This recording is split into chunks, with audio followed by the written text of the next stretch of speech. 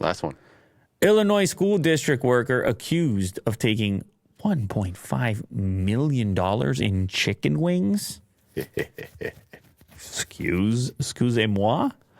How do you even transport 11,000 cases of chicken? I mean, he must have had a deal, he or she. Must have had a deal with the local wing place. They're like, I'll deliver the chicken wings. You deliver the cash. 11,000 cases. Or they just became a distributor of chicken wings. Where are they storing the chicken wings? These are frozen. They got to be kept chilled. Yeah. This is a huge operation. There's a lot of logistics here. An official at a Chicago, Illinois area school district was arrested for stealing $1.5 million worth of food, mainly chicken wings.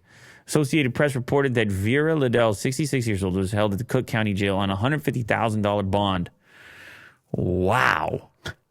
A 66-year-old is in this, is getting into this business. And none of the students will get chicken wings. Oh. Yeah, they're like the lunch lady is not on the menu today. Yeah. But I thought there was supposed to be. Remember when we used to have the wings? Forget about it. Yeah. Never again. They're all involved in it. Yeah. But I'm joking. I'm sure that's not the case. It's all alleged. So television station reviewed court documents showed over 11,000 cases of chicken wings ordered and picked up in a district cargo van. At that time, students were learning remotely, yet the district continued serving meals that parents could pick up and also catch the deliveries of the chicken wing. Must have been selling to small grocery stores and... Yeah, you would have to diversify.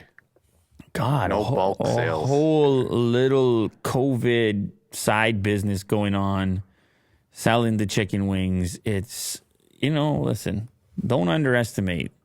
There's enough of us out there. There's all kinds of people doing all kinds of wacky things, right? Mm-hmm. And this is obviously no exception.